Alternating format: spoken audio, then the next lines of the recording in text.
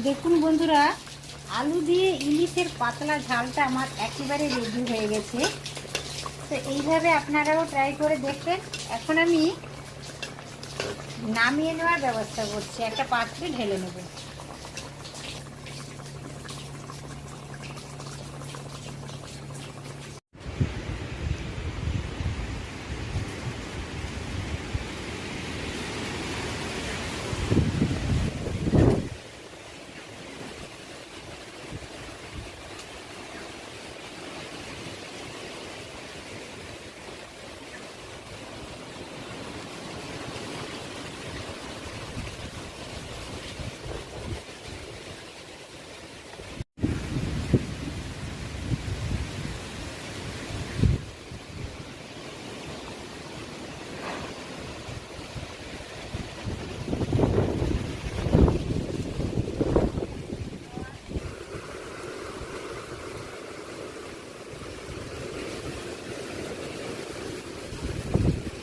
বন্ধুরা, গঙ্গাসাগরের বনেদি রান্না ও পরিবেশ ইউটিউব চ্যানেলে আমি সবাইকে স্বাগত জানালাম।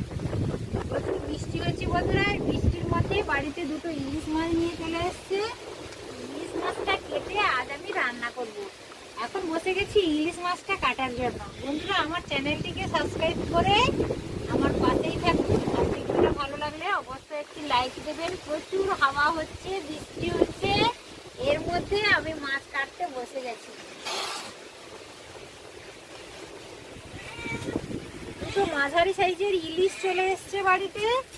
বর্ষা মানেই তো বুঝতে পারছেন যে ইলিশ, বর্ষা হলেই ইলিশ আসে। তো ইলিশের বিভিন্ন রান্না আমার চ্যানেলে রয়েছে। আজ আরো একটা আমি রান্না করব, দেখতে থাকুন আর আমার পাশে থাকুন।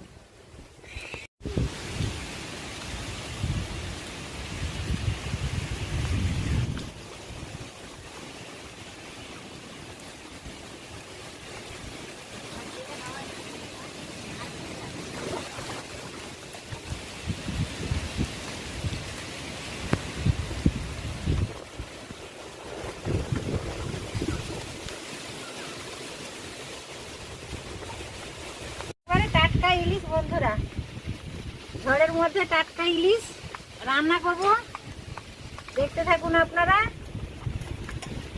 ভিডিওটা স্কিপ না করে পুরোটাই দেখতে থাকুন, ভালো লাগবে। বৃষ্টি হচ্ছে বন্ধুরা, তার মাঝখানে আমার মাছ কাটা হয়ে গেছে। এই যে দেখুন, মাছ কাটা হয়ে গেছে। এবার রান্নাটা করবো, চলুন রান্নাটা শুরু করবো। এবার একেবারে টাটকা জ্যান্ত ইলিশ, দুটো মাছই খুব টাটকা আছে। রান্নাটা ভালো হবে আজকে। এই দেখুন বন্ধুরা, ইলিশ তো আমার কাটা হয়ে গেছে। আমি আপনাদের সাথে শেয়ার করেছি। দেখুন, আমি 8 পিস ইলিশ নিয়েছি। তো ইলিশটা টাটকাই ইলিশ নিয়েছি। ঝড় হচ্ছে তীব্র পরিমাণে, তার মাঝখানে ইলিশ এনে কেটে রান্না। তো ইলিশ তো সবারই খেতে ভীষণ পছন্দ করে, বিশেষত বাঙালিরা ইলিশ হলেই আর কথাই নেই। তো ইলিশটা আজ আমি অল্প আলু দিয়ে পাতলা ঝাল বানাবো। তো অনেকে ভাবছেন হয়তো যে ইলিশের আবার কি আলু দিয়ে ঝাল।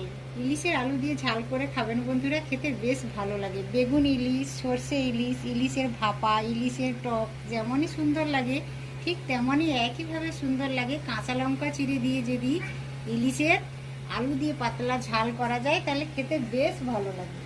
তো একবার হলেও ট্রাই করে দেখবেন। তো ইলিশটা রান্না করার জন্য বেশি কিছু মশলার ব্যবহার করার দরকার নেই। আলুটা এইভাবে লম্বা লম্বা করে কেটে নিয়েছি। দেখুন, এইভাবে লম্বা লম্বা করে আপনারা কেটে নেবেন। একটা বড় সাইজের পেঁয়াজ কেটে নিয়েছি, 4-5টা কাঁচা লঙ্কা চিড়ে নিয়েছি, আধা টমেটো কেটে নিয়েছি।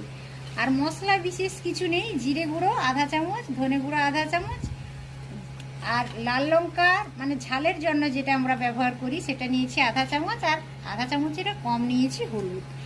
এবার আমি পরের স্টেপ হচ্ছে বন্ধুরা, মাছটাতে লবণ হলুদ ভালো করে আমি মাখিয়ে নেব। আমি আগেও বলেছি যে মাছে যদি যে কোনো মাছ রান্নার ক্ষেত্রে যদি একটু আগে থেকে লবণ হলুদটা মাখিয়ে নেওয়া যায়, তাহলে তরকারিটা বেশ ভালো লাগে খেতে। এই টিপস মেনে যদি আপনারা রান্না করেন তাহলে খেতে খুবই ভালো লাগবে। এইভাবে ঘষে ঘষে আমি লবণ হলুদটা ভালো করে মাখিয়ে নিচ্ছি।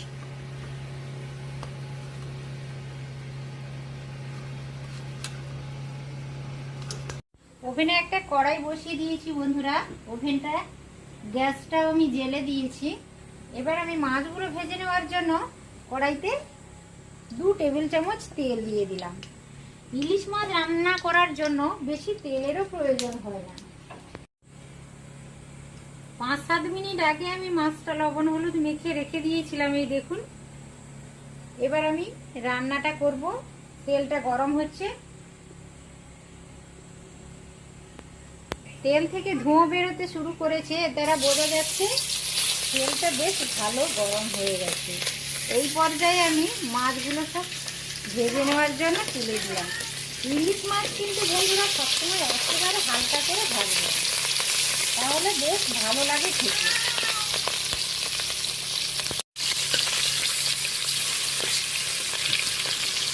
প্রথমবারে আমি 4 পিস মাছ দিয়েছিলাম, এই দেখুন মাছগুলো একেবারে হালকা করে ভেজে নিয়েছি। আপনারা দেখেই নিশ্চয়ই বুঝতে পারছেন যে ইলিশ মাছ যতটা হালকা ভাজা যায় ততটাই তরকারির টেস্ট আছে ভালো। পরের ব্যাচে আর 4 পিস মাছ ছিল, তুলে দিয়েছি কড়াইতে। ইলিশ মাছ থেকে কতটা তেল বেরোচ্ছে দেখুন বন্ধুরা, ভীষণই টেস্ট হবে। যে ইলিশে তেল বেরোয় সেই ইলিশই খেতে বেশি ভালো লাগে। মাছগুলো হালকা করে সমস্ত ভেজে নিয়েছি, এই দেখুন। ইলিশ সবসময় বন্ধুরা হালকা করেই ভাজবেন, তাহলে খেতে বেশ ভালো লাগে। এর পরের স্টেপ হচ্ছে, দেখুন কতটা পরিমাণ তেল রয়েছে কড়াইতে ইলিশ ভাজার পরে। তো এই তেলেই আমি আলুটা ভেজে নেব। হালকা লবণ হলুদ দিয়ে আলুটা বেশ লালচে করে ভেজে নেব। ইলিশ মাছ কেনার সম্বন্ধে একটা কথা বলি বন্ধুরা, ইলিশ মাছ কেনার সময় আপনারা সবসময় একটু গোল দেখে ইলিশ কিনবেন, তাহলেই কিন্তু ওই ইলিশটা তৈলাক্ত হয়, খেতেও বেশ ভালো লাগে। যেমনই রান্না করা হোক না কেন, ইলিশের তো বিভিন্ন পদ আমার চ্যানেলে রয়েছে বন্ধুরা, ওখান থেকে আপনারা দেখেও নিতে পারেন। আর আজ আমি কাঁচা লঙ্কা চেরা দিয়ে আর অল্প আলু দিয়ে বেশ টাটকা ফ্রেশ ইলিশের আমি ঝাল বানাচ্ছি। এই ঝালটা আপনারা একবার ট্রাই করে দেখুন কেমন লাগে। এর মতো লবণটা দিয়ে দিলাম, হলুদ দিয়ে দিলাম,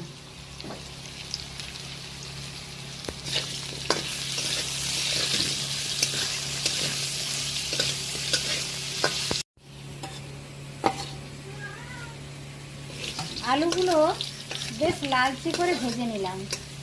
যে কোনো তরকারিতে আলু দিয়ে রান্না করলে আলুটা যদি লবণ হলুদ দিয়ে বেশ একটু লালচে করে ভেজে নেওয়া যায়, তাহলে তরকারির আলুটাও খেতে ভালো লাগে আর ওই তরকারিটার একটা আলাদা টেস্টও চলে আসে বন্ধুরা। অল্প আমি ফোড়নের জন্য কালো জিরে দিলাম, চেরা কাঁচা লঙ্কাটা দিয়ে দিলাম। ইলিশের যে কোনো রান্নাতে বন্ধুরা, বেশিরভাগ রান্নাতে কালো জিরে যদি ফোড়ন দেওয়া যায় তরকারিটা বেশ ভালো লাগে খেতে।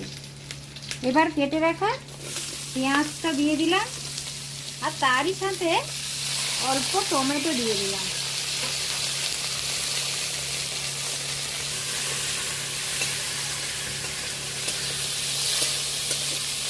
ফোড়নের সাথে পেঁয়াজ আর টমেটো বেশ ভালো করে নেড়ে চেড়ে নিলাম, হালকা নরম হতে শুরু করেছে। এই পর্যায়ে আমি লবণটা দিয়ে দিলাম। লবণটা দিয়ে দিলে তাহলে পেঁয়াজ টমেটোটা তাড়াতাড়ি গলে যাবে, নরমও হয়ে যাবে। দেখুন পেঁয়াজ কাঁচা লঙ্কা আর টমেটো কুচি একেবারে নরম হয়ে গেছে, গলে গেছে। তো এই পর্যায়ে বন্ধুরা আমি অল্প উষ্ণ গরম জল করে রেখেছি, জলটা দিয়ে দেবো। গুঁড়ো মশলাগুলো অ্যাড করব, এই জন্য আমি অল্প জল ব্যবহার করলাম, যাতে তলাতে না ধরে যায় বা পুড়ে যায়। অল্প জল দিয়ে দিয়েছি।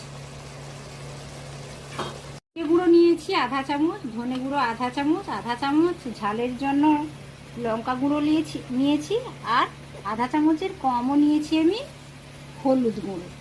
তো এই পর্যায়ে আমি লঙ্কা গুঁড়োটা দিয়ে দিলাম আর হলুদ দিয়ে দিলাম। জিরে গুঁড়ো ধনে গুঁড়ো কিন্তু আমি এখন দেবো না বন্ধুরা, একটু পরেই দেব।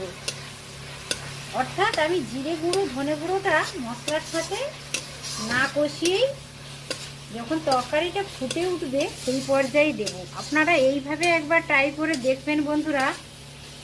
জিরে গুঁড়ো আর ধনে গুঁড়োটা ইলিশ মাছে না কষে, মশলার সাথে না কষে যদি ইলিশ মাছে ফোটে দেওয়া যায় তরকারিতে, তাহলে খেতে দারুণ লাগে। আপনারা ওইভাবে একবার ট্রাই করবেন। তেল ছেড়ে দিয়েছে, এই দেখুন হালকা তেল রিলিজ করতে শুরু করেছে। এই পর্যায়ে ভেজে রাখা আলুগুলো দিয়ে দেব।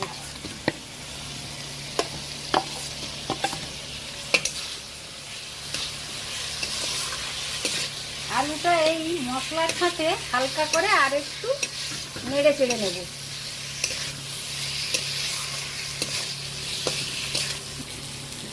আলুটা মশলার সাথে কষানো হয়ে গেছে, আর বেশি কষানোর প্রয়োজন নেই। আগে আমি কষিয়ে নিয়ে আলুটা ভেজে নিয়েছিলাম লালচে করে। এই পর্যায়ে আমি গরম জলটা দিয়ে দিলাম। যে কোনো তরকারিতে বন্ধুরা অবশ্য গরম জলটা ব্যবহার করবেন, তাতে করে কি হয় তরকারিটা তাড়াতাড়ি হয়ে যায়, প্লাস তরকারির স্বাদটা অনেক বেটার আছে। এই দেখুন বন্ধুরা তরকারিটা বেশ ভালোভাবে ফুটে গেছে। এই পর্যায়ে আমি জিরে গুঁড়ো ধনে গুঁড়োটা যোগ করে দিলাম।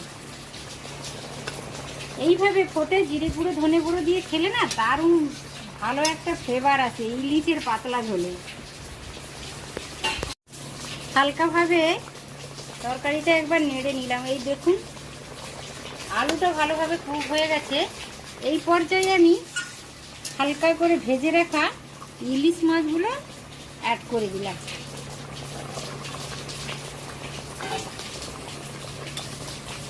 হালকাভাবে একবার মিশিয়ে নিলাম।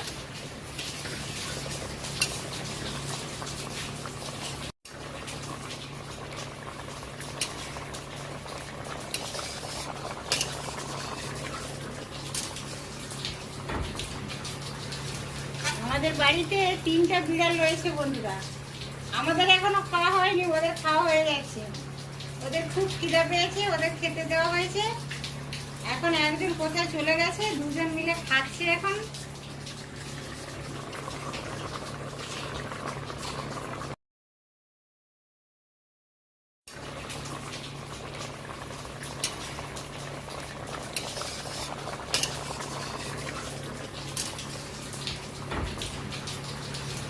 আমাদের বাড়িতে 3টা বিড়াল রয়েছে বন্ধুরা।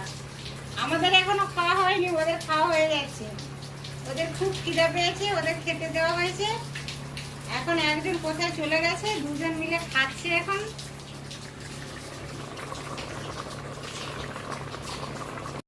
দেখুন বন্ধুরা আলু দিয়ে ইলিশের পাতলা ঝালটা আমার একেবারে রেডি হয়ে গেছে। তো এইভাবে আপনারাও ট্রাই করে দেখবেন। এখন আমি নামিয়ে নেওয়ার ব্যবস্থা করছি, একটা পাত্রে ঢেলে নেব।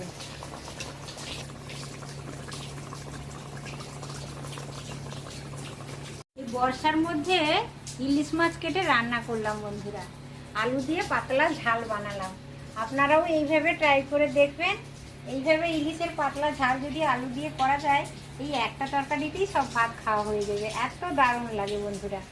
ভিডিওটা কেমন লাগলো অবশ্যই আমাকে কমেন্টের মাধ্যমে রিপ্লাই করবেন। আজ তাহলে আসি বন্ধুরা, আমার চ্যানেলকে সাবস্ক্রাইব করে বনেদি পরিবারের একজন সদস্য হয়ে যাবেন আপনারা বরাবরের মতো। আর ভিডিওটা ভালো লাগলে একটা লাইক দেবেন, পরিচিতদের মধ্যে শেয়ার করবেন। আজ তাহলে আসি, বিদায় নিচ্ছি আজ ভিডিও থেকে। আপনারা সকলে সুস্থ থাকবেন, ভালো থাকবেন। আজকের মতো টাটা, নমস্কার।